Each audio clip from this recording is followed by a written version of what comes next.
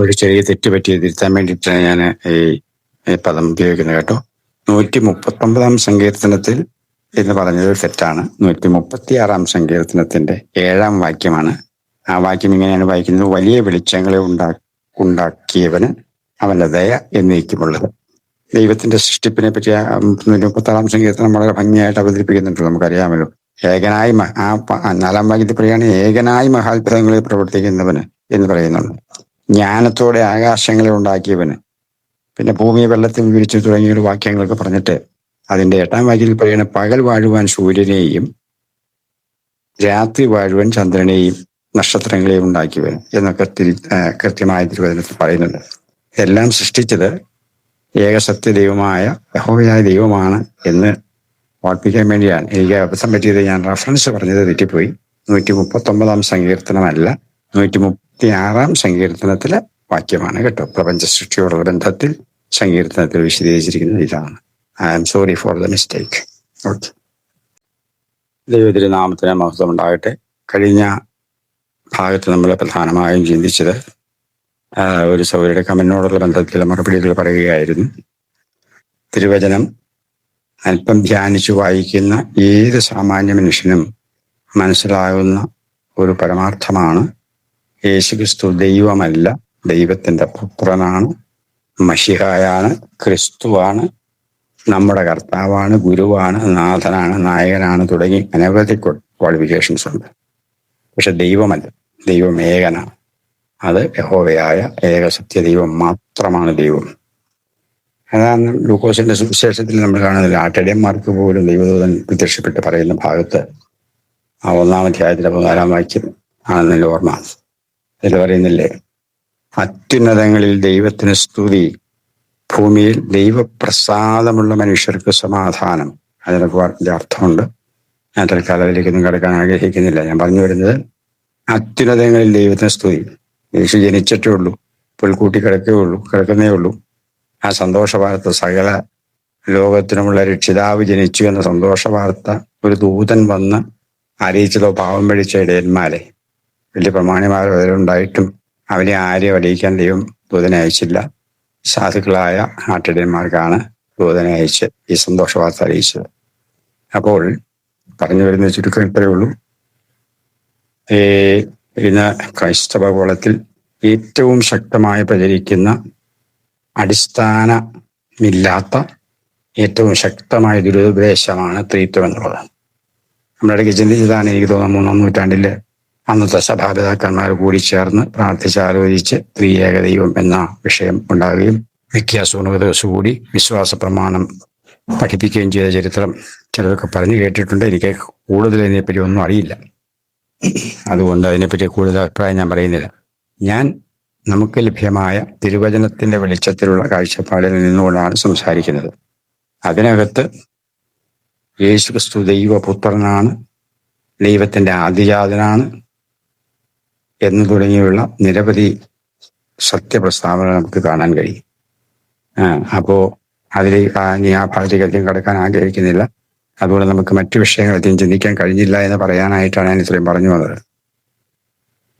ഉടൻ നമുക്ക് തിരുവചനത്തിൽ യേശുക്രിസ്തുവിനെ പറ്റി പരാമർശിച്ചിരിക്കുന്ന നല്ലൊരു ചിന്തയാണ് കുഞ്ഞാട് എന്നുള്ളത്.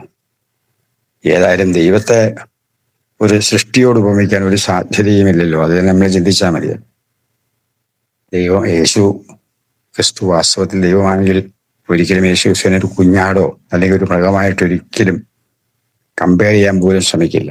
ദൈവം എല്ലാ സങ്കല്പങ്ങൾക്കും എല്ലാ താരതമ്യത്തിനും അതീതനായ, സർവശക്തിയുള്ള, സർവജ്ഞനായ, സർവസമ്പന്നനായ, സർവവല്ലഭനായ മഹാദൈവ അനന്തജ്ഞാനിയ ദൈവത്തോട് തുല്യനായ ആരും പ്രപഞ്ചത്തിൽ ഒരു സ്ഥലത്തിലും നമുക്ക് നിർവചിക്കാൻ കഴിയുന്ന ഒരു ശക്തിയുമില്ല. ഇത്ര ശക്തനായ മഹാദൈവത്തെ കുഞ്ഞാടായിട്ട് ഉപമിക്കാൻ പറ്റില്ലല്ലോ. എന്നാൽ തിരുവചനത്തിൽ നമ്മൾ കാണുന്നത് യോഹന്നാന്റെ സുവിശേഷം 1-ാം അധ്യായം 29-ാമത്തെ വാക്യത്തിൽ സ്നാപയോഹന്നാൻ യേശുവിനെ കണ്ടപ്പോൾ പറഞ്ഞ സാക്ഷ്യമാണ്. ഇതാ ലോകത്തിന്റെ പാപം ചുമക്കുന്ന ദൈവത്തിന്റെ കുഞ്ഞാട് എന്ന പദം ശ്രദ്ധിക്കൂ. ദൈവത്തിന്റെ കുഞ്ഞാട്. കൊരിന്ത്യർക്കെഴുതിയ 1-ാം ലേഖനം 10-ന്റെ 5-ാം അധ്യായത്തിന്റെ 7-ാം വാക്യത്തിൽ നമ്മളൊരു വാക്യം വായിക്കുന്നുണ്ട്: നമ്മുടെ പെസഹ കുഞ്ഞാടും അറുക്കപ്പെട്ടിരിക്കുന്നു. ക്രിസ്തു തന്നെ എന്നും സാക്ഷ്യപ്പെടുത്തിയിരിക്കുന്നുവല്ലോ. അവിടെ താൻ അറുക്കപ്പെട്ട് ബലിയായി തീർന്നതുകൊണ്ട് ദൈവമല്ലെന്ന് വളരെ സ്പഷ്ടമാണല്ലോ. അതിന് കൂടുതൽ വിശദീകരണം ആവശ്യമില്ല. വെളിപ്പാട് പുസ്തകത്തിൽ പലവട്ടം യേശുക്രിസ്തുവിനെ കുഞ്ഞാട് എന്ന് പരാമർശിച്ചിരിക്കുന്നതായിട്ട് നമുക്ക് കാണാൻ കഴിയും. വെളിപ്പാട് പുസ്തകം അതിൻ്റെ 5-ാം അധ്യായത്തിൻ്റെ 6, 8, 12 തുടങ്ങിയ വാക്യങ്ങളിലും അതിൻ്റെ 16-ാം അധ്യായത്തിൽ 7-ാം അധ്യായത്തിൽ അതിൻ്റെ 9, 10, 14, 17 വാക്യങ്ങളിലും തുടങ്ങി ധാരാളം സ്ഥലത്ത് 14-ാം അധ്യായത്തിൽ 1, 4, 10 വാക്യങ്ങളിലുണ്ട്. അങ്ങനെ നിരവധി സ്ഥലത്ത് വെളിപ്പാട് പുസ്തകത്തിലുടനീളം യേശുക്രിസ്തുവിനെ കുഞ്ഞാടായി വെളിപ്പെടുത്തിയിരിക്കുന്നതായിട്ട് കാണാൻ കഴിയും. അപ്പോൾ കുഞ്ഞാട് എന്ന് പറഞ്ഞിരിക്കുന്നത് കൊണ്ട് തന്നെ യേശുക്രിസ്തു ദൈവമല്ല എന്ന് വളരെ സ്പഷ്ടമാണ് എന്ന് സാമാന്യ ബോധമുള്ള ആർക്കും മനസ്സിലാകുമല്ലോ. കാരണം ദൈവത്തെ ഒരിക്കലും ഒന്നിനോട് ഉപമിക്കാൻ കഴിയാത്ത അജയ്യനായ, അത്ഭുതവാനായ, സർവശക്തനായ, സർവവല്ലഭനായ മഹാദൈവമല്ലേ. അപ്പോൾ അതുകൊണ്ട് തിരുവചന ഭാഗങ്ങൾ വായിച്ച് ധ്യാനിക്കൂ എന്ന് പറഞ്ഞ് ഞാൻ ആ ഭാഗം വിടുകയാണ്. തുടർന്ന് നമുക്ക് യേശുക്രിസ്തുവിനെ പറ്റി പരാമർശിക്കപ്പെട്ടിരിക്കുന്ന ഗൗരവമേറിയ ഒരു പദമാണ് യേശുക്രിസ്തു നമ്മുടെ സഹോദരൻ എന്ന പദം. അത് പലർക്കും അരോചകമായി തോന്നിയേക്കാമെങ്കിലും തിരുവചന വെളിച്ചത്തിൽ നമുക്ക് ശാന്തമായി അതിനെപ്പറ്റി ഒന്ന് ചിന്തിക്കാം. ദൈവതിരുനാമത്തിന് മഹത്വം ഉണ്ടാകട്ടെ. നാം ചിന്തിച്ചുകൊണ്ടിരിക്കുന്ന ലോകവ്യാപകമായ ക്രൈസ്തവ കോളത്തിലെ ഏറ്റവും ദൈവദൂഷണപരമായ ദുരുപദേശത്തിൻ്റെ ചില വശങ്ങൾ ചിന്തിച്ചുകൊണ്ടിരിക്കുകയായിരുന്നല്ലോ. ത്രിയേക ദൈവം എന്ന ആ ചിന്ത തിരുവചന വിരുദ്ധമാണെന്നും അതിന് വചനവുമായ ഒരു ബന്ധവുമില്ലെന്നും പല തെളിവുകളിലൂടെ നാം ചിന്തിച്ചുകൊണ്ടിരിക്കുകയാണ്. ആ വിഷയത്തോടുള്ള ബന്ധത്തിൽ തന്നെ നമ്മൾ ഇന്ന് പ്രധാനമായിട്ടും ചിന്തിക്കുന്നത് യേശുക്രിസ്തു അഭിഷിക്തനാണ് എന്ന് തിരുവചനം വെളിപ്പെടുത്തുന്ന ചില ഭാഗങ്ങളെ ഉദ്ധരിച്ചുകൊണ്ട് ചിന്തിക്കാനാണ് കർത്താവിൽ ആഗ്രഹിക്കുന്നത്. സമയം അനുവദിക്കുന്ന അതിനുശേഷം ദാവീദിന്റെ പുത്രൻ, മനുഷ്യപുത്രൻ തുടങ്ങിയ ചില ഭാഗങ്ങളിൽ കൂടി നമുക്ക് ചിന്തിക്കാൻ കർത്താവിൽ ആഗ്രഹിക്കുന്നു. അപ്പോൾ അഭിഷിക്തൻ എന്ന വാക്ക് എൻ്റെ ഓർമ്മയിൽ പ്രധാനമായും ആദ്യം വരുന്നത് 2-ാം സങ്കീർത്തനത്തിൻ്റെ 2-ാം വാക്യത്തിലാണ്. യഹോവയ്ക്കും അവൻ്റെ അഭിഷിക്തനും വിരോധമായി എന്ന് പറയുന്ന വാക്യം സുപരിചിതമാണല്ലോ, എല്ലാവർക്കും അറിയാവുന്ന വാക്യമാണല്ലോ. അപ്പോൾ അവിടെ കൃത്യമായിട്ട് പറയുകയാണ് യഹോവയ്ക്കും. ആ വാക്യം ഇങ്ങനെയാണ്, 2-ാം സങ്കീർത്തനത്തിലെ 2-ാം വാക്യം. യഹോവയ്ക്കും അവൻ്റെ അഭിഷിക്തനും വിരോധമായി ഭൂമിയിലെ രാജാക്കന്മാർ എഴുന്നേൽക്കുകയും അധിപതികൾ തമ്മിൽ ആലോചിക്കുകയും ചെയ്യുന്നത് എന്ന് പറഞ്ഞിട്ട് ബാക്കി ഭാഗം നമുക്കറിയാവും. അതിലേക്ക് കടക്കാൻ ആഗ്രഹിക്കുന്നില്ല. അവിടെ ഇത് ഈ അഭിഷിക്തൻ യഹോവയ്ക്കും അവൻ്റെ അഭിഷിക്തൻ എന്ന് പറയുന്ന അഭിഷിക്തൻ എന്ന് ഉദ്ദേശിക്കുന്നത് യേശുക്രിസ്തുവിനെ കുറിച്ച് തന്നെയാണ് എന്ന് തെളിയിക്കുന്ന തിരുവചന ഭാഗം നമുക്ക് അപ്പസ്തോലപ്രവൃത്തിയിൽ വന്നാൽ കാണാൻ കഴിയും. അപ്പസ്തോലപ്രവൃത്തി അതിൻ്റെ 4-ാം അധ്യായത്തിൻ്റെ 26-ാം വാക്യം നമുക്ക് ആ വിഷയത്തിൽ വായിക്കാം. 26-ാം വാക്യം ഇങ്ങനെ വായിക്കുന്നു: ഭൂമിയിലെ രാജാക്കന്മാർ അണിനിരക്കുകയും അധിപതികൾ കർത്താവിന് വിരോധമായും അവന്റെ അഭിഷിക്തന് വിരോധമായും ഒന്നിച്ചു കൂടുകയും ചെയ്തിരിക്കുന്നു എന്ന് നിന്റെ ദാസനായ ദാവീദ് മുഖാന്തരം പരിശുദ്ധാത്മാവിനാൽ അരുളി ചെയ്തവനെ, നീ അഭിഷേകം ചെയ്ത യേശു എന്ന നിന്റെ പരിശുദ്ധദാസന് വിരോധമായി ഹെരോദാവും പൊന്തിയോസ് പീലാത്തോസും ജാതികളും ഇസ്രായേൽ ജനവുമായി ഈ നഗരത്തിൽ ഒന്നിച്ചുകൂടി സംഭവിക്കണമെന്ന് നിന്റെ കൈയും നിന്റെ ആലോചനയും മുൻനിയമിച്ചതൊക്കെയും ചെയ്തിരിക്കുന്നു. സത്യം. ഇവിടെ ഇത് പത്രോസാണല്ലോ പറയുന്നത്. യേശുക്രിസ്തുവിന്റെ കൂടെ 3.5 വർഷക്കാലം കൂടെ നടന്ന് യേശുക്രിസ്തുവിനെ നന്നായി മനസ്സിലാക്കിയ, പഠിച്ച, ഗ്രഹിച്ച അപ്പോസ്തലനായ പത്രോസാണ് ഈ വാക്യം ഉദ്ധരിച്ചുകൊണ്ട് ഈ പ്രാർത്ഥന നടത്തുന്നത്. ഇത് ദൈവത്തോട് അവർ പ്രാർത്ഥിക്കുന്ന ഒരു പ്രാർത്ഥനയാണ്. അതിൻ്റെ 25-ാം വാക്യത്തിനുള്ള ബന്ധത്തിന്റെ തുടക്കം ആരംഭമായി കാണുന്നുണ്ട്. നമുക്ക് പ്രസക്തമായത് മാത്രം മതിയല്ലോ എന്ന രീതിയാണ് ഞാൻ ഈ 26 മുതലുള്ള വാക്യങ്ങൾ വായിച്ചത്.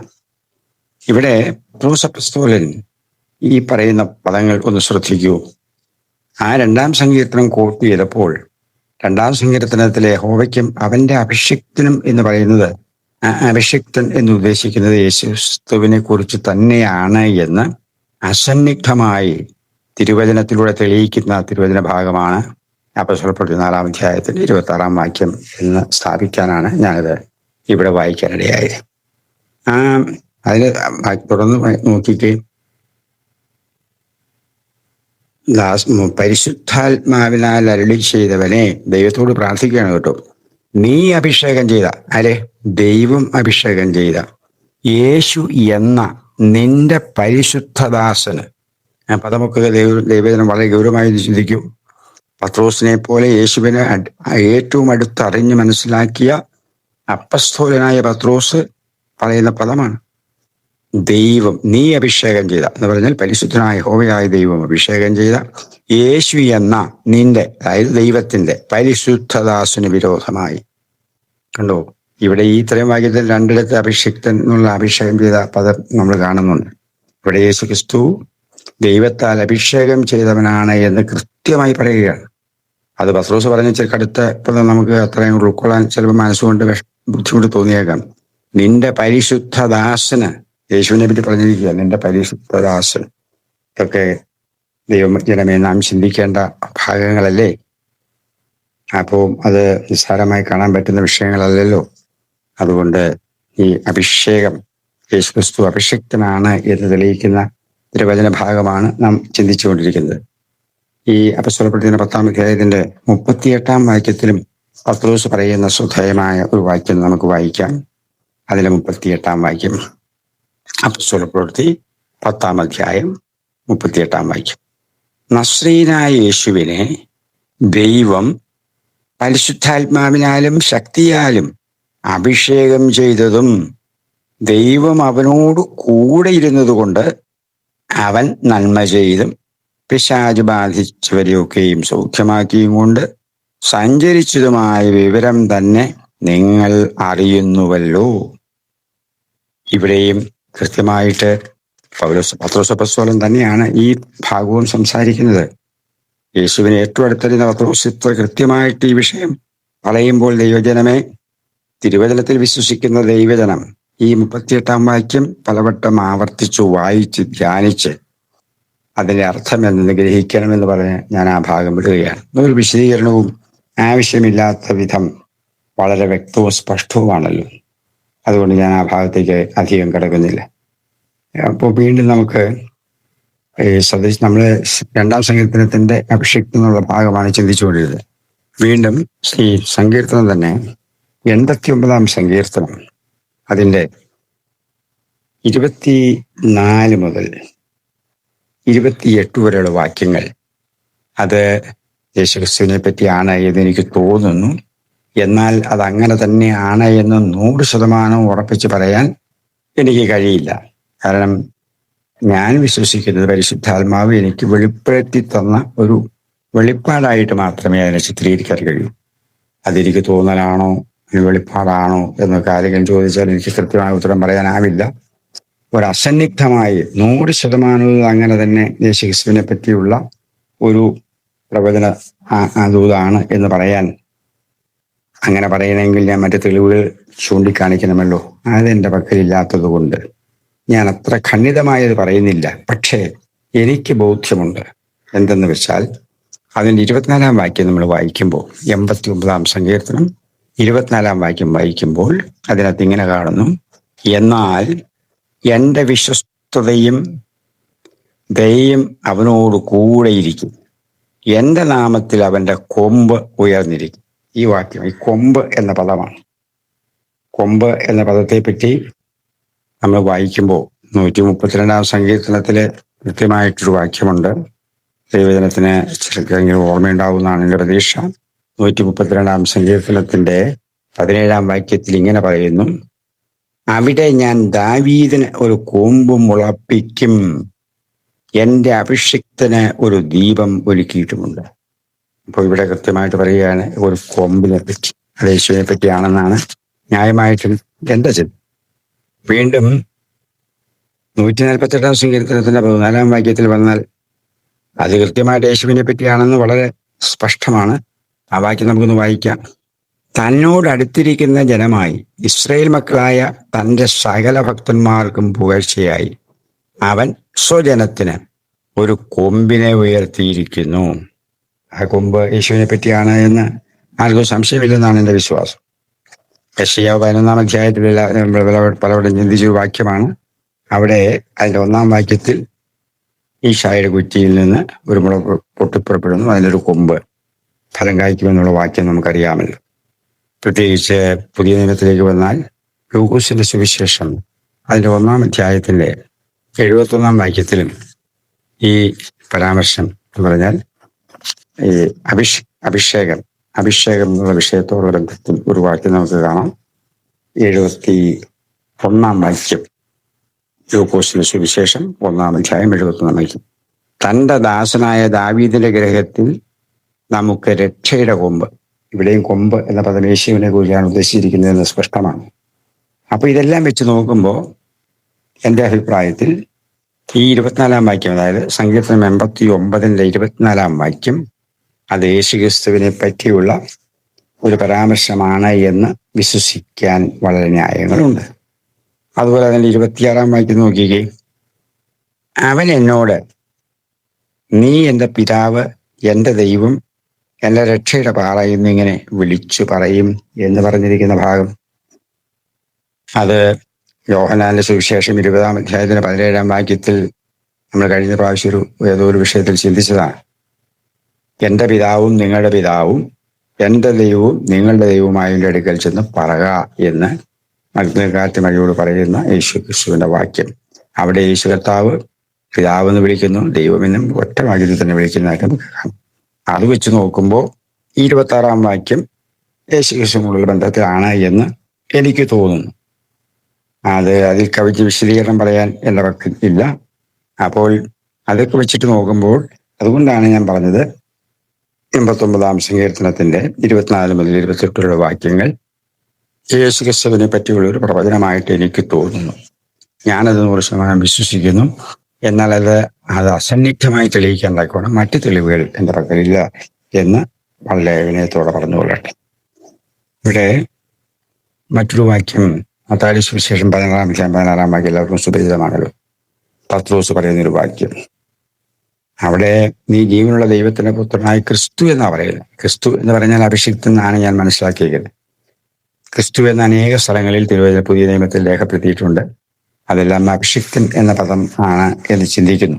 എന്നാൽ ക്രിസ്തു എന്ന് പറഞ്ഞിരിക്കുന്നതോടെ ഞാൻ കൂടുതൽ റെഫറൻസസ് എടുത്തിട്ടില്ല. എങ്കിലും തിരുവചനം വായിക്കുന്നവർക്ക് അറിയാമല്ലോ. ക്രിസ്തു എന്ന ഞാൻ കേട്ടിരിക്കുന്നത്, എനിക്ക് കൃത്യമായിട്ട് പഠിക്കാത്തത് എനിക്കറിയില്ല. ക്രിസ്തു എന്നാൽ അഭിഷിക്തൻ എന്നാണ് പറയുന്നതെന്നാണ് ഞാൻ മനസ്സിലാക്കിയിരിക്കുന്നത്. അങ്ങനെ ക്രിസ്തു എന്ന് ഉള്ളതിന്റെ അർത്ഥം അഭിഷിക്തൻ എന്നാണെങ്കിൽ ക്രിസ്തു എന്ന പദം ഒത്തിരി സ്ഥലത്ത് ആവർത്തിക്കപ്പെട്ടിട്ടുണ്ട് എന്നത് അസന്നിഗ്ധമായ ഒരു സത്യമാണ്. ഏതായാലും ആ ഭാഗം അവിടെ നിൽക്കട്ടെ. അപ്പോ ഇത്രയും തെളിവുകളിലൂടെ നമുക്ക് ബോധ്യമാകുന്ന ഒരു കാര്യം, യേശു ക്രിസ്തു ദൈവത്തിന്റെ അഭിഷിക്തനാണ് എന്ന് തിരുവചനം 100% ബോധ്യമാകത്തക്കവണ്ണം തെളിവുകളോടെ നമ്മുടെ മുൻപിൽ അവതരിപ്പിച്ചിരിക്കുന്ന ഭാഗമാണ് നാം ഇതുവരെ ചിന്തിച്ചു കൊണ്ടിരുന്നത്. അതുകൊണ്ട് ദൈവജനമേ, ഈ വിഷയം യേശുക്രിസ്തു ആര് എന്ന ചിന്ത നമ്മൾ ഗൗരവമായി ചിന്തിക്കണം. തോന്നലുകളിലും ധാരണകൾക്കും അതീതമായി സത്യമായി സത്യവചനത്തെ അതിൻ്റെ തനി അർത്ഥത്തിലെടുത്ത് ചിന്തിക്കണമേ എന്ന് പറഞ്ഞ് ഞാൻ ആ ഭാഗം വിടുകയാണ്.